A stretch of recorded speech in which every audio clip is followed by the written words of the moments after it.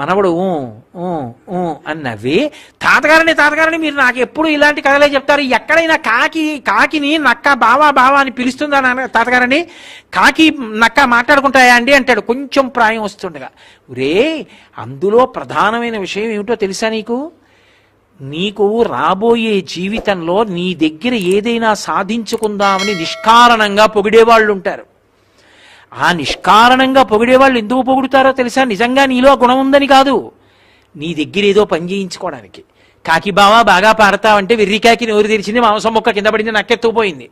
కాబట్టి ఒరే, జీవితంలో జాగ్రత్త సుమా, పొగిడే వాళ్ళందరూ నిజంగా నీ మీద ప్రేమతో వచ్చారనుకోకు నాన్న అంటాడు. అలా చెప్పిన తాతగారు ఇంకో 5 ఏళ్ల తర్వాత వెళ్ళిపోయాడు. ఈ మనవడు రేపు పొద్దున్న ఐఏఎస్ అయ్యాడు, టీటీడీ ఈఓ అయ్యాడు, కుర్చీలో కూర్చున్నాడు. వచ్చి పొగిడే వాళ్ళందరూ తన వాళ్ళు కారని, ఎవరెందుకు పొగుడుతున్నారో తెలుసుకోవాలని, ఎవరిని ఎంత దూరంలో ఉంచచ్చో తను తెలుసుకోవచ్చని తెలుసుకున్నాడు. అందువల్ల విజ్ఞుడైన పరిపాలకుడయ్యాడు. ఇప్పుడు తాత చిన్నతనంలో చెప్పిన కథ ఆయన ఒక గొప్ప అధికారి కావడానికి కారణమైంది. తాతగారు చెప్పినటువంటి కథ కేవల కథ కాదు, పిల్లవాడికి జ్ఞాన బోధ. అన్ని సముద్రమంత వాంగ్మయాన్ని ఔపోసన పట్టేసిన గురువు పసిపిల్లవాడి స్థాయికి వచ్చినట్టు కిందకొచ్చేస్తాడు. ఒక్కొక్కసారి ఏవో చేష్టితములు చేసి చూపిస్తాడు, దాని ద్వారా లీలగా చెప్తాడు. ఒక్కొక్కసారి నోరు విప్పి బోధ చేస్తాడు.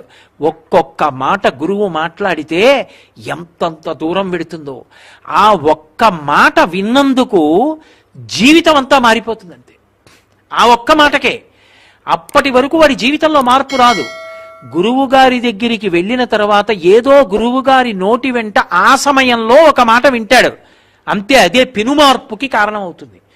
అర్జునుడు కృష్ణుణ్ణి భగవద్గీత చెప్పమని అడగలేదు, కృష్ణుడి దగ్గర కూర్చున్నాడు, భగవద్గీత అంతా చెప్పాడు. నీకేమర్థమైంది అన్నాడు. నష్టో మోహ స్మృతిర్లబ్ధ, నా మోహం పోయిందన్నాడు.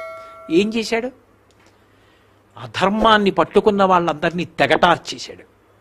ఇప్పుడు స్పష్టత ఏర్పడింది జీవితంలో ఏం చెయ్యాలన్నది. అప్పటికీ ఇప్పటికీ భగవద్గీత అలాగే నిలబడిందా లేదా?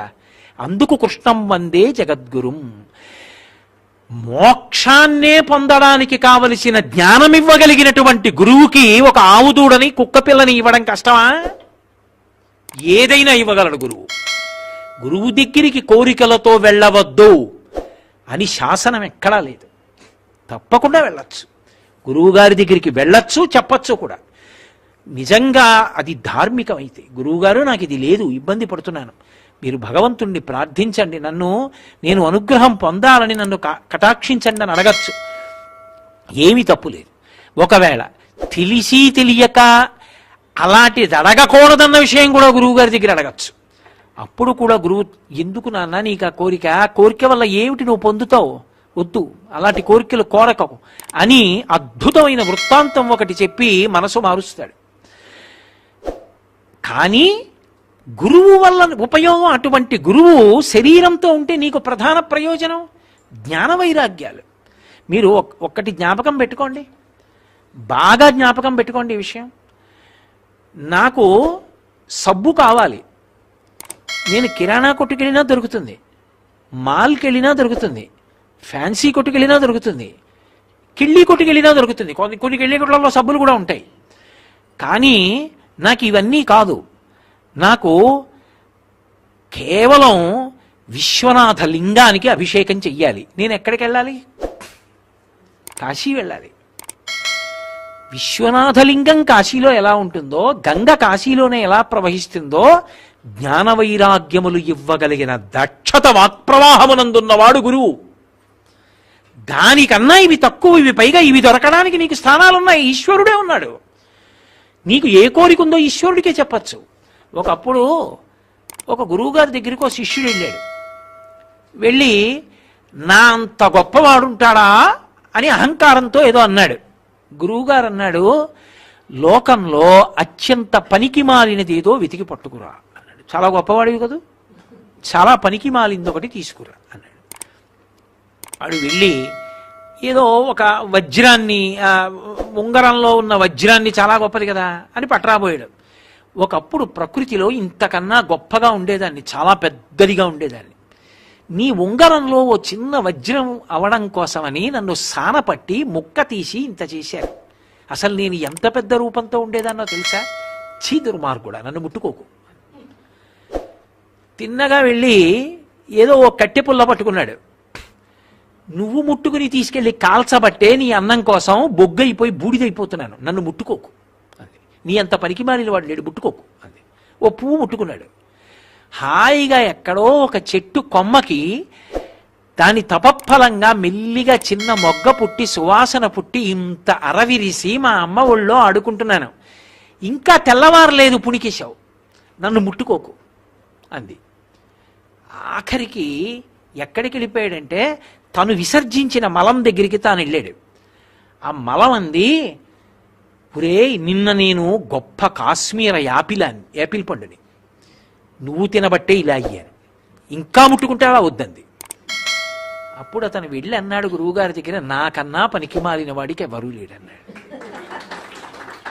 ఇప్పుడు చెప్పండి, గురువు యొక్క ఒక్క మాట పర్వతమంతటి అహంకారాన్ని తీసేసింది.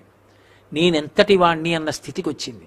ఆ వినయం చాలు ఇప్పుడు సమస్త జ్ఞానానికి కారణమైంది. నాకు చెప్పండి, ఇలా చెప్పగలిగిన దక్షత గురువుకి తప్పెవరికి ఉంటుంది? అటువంటి గురువు పాదములు జ్ఞాన వైరాగ్యముల కొరకు భక్తి కొరకు ఆశ్రయిస్తామన్నది సిద్ధాంత వాక్యం. అంతేకాని దాన్ని కోరికల కొరకు వెళ్ళరాదు అని వేరు సిద్ధాంతాలు ఉంటాయని ఎప్పుడూ అనుకోకూడదు. గురువు పరబ్రహ్మమైనప్పుడు కోరికలతో కూడా వెళ్ళవచ్చు. కానీ జ్ఞాన వైరాగ్యముల కొరకు భక్తి కొరకు గురువు పాదములు ఆశ్రయిస్తే అది గురువుకి సంతోషం, శిష్యుడికి అభ్యున్నతి హేతువు. అంతటి మహాత్ముడు లభించినప్పుడు అన్నది ఒక హితోపదేశంగా మాట్లాడతారంతే. అంతేకాని వాక్యాలను ఒక్కదాన్ని తీసుకుని వాక్యార్థాన్ని బట్టి సిద్ధాంతాలు చేసి ప్రయత్నాలు చేయకూడదు. కాబట్టి గురువు వద్దకు కోర్కెలతో వెళ్ళడంలో దోషము లేదు. కానీ భక్తి జ్ఞాన వైరాగ్యముల కొరకు ప్రయత్నించడం శ్రేయోదాయకము, గురువు యొక్క సంతోషమునకు కారణము అని భావన చేస్తే మనుష్య జన్మకి సాఫల్యం కలుగుతుంది అని దాని అర్థం అంతే తప్ప వెళ్ళకూడదు అని కాదు అన్న విషయం బాగా మీకు అర్థమైందని నేను అనుకుంటున్నాను. శుభం భూయాత్.